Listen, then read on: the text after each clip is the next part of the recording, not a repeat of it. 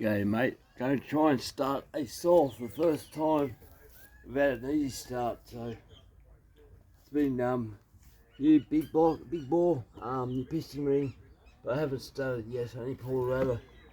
Got plenty of compression, but don't hurt my shoulder, so I'm feeling alright. But no, I'm on no pending for at the moment, so I know if I hurt myself or not. Decom valve. Let's put some petrol on. There's the part.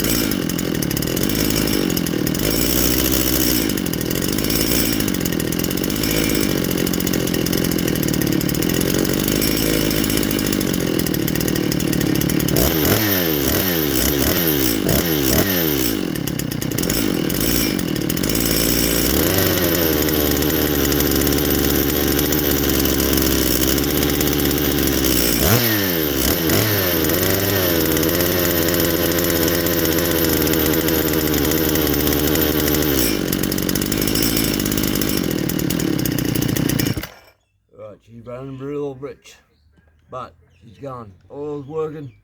I'm not gonna lie, I did feel it in my back, in my where they cut me neck open, but not too much.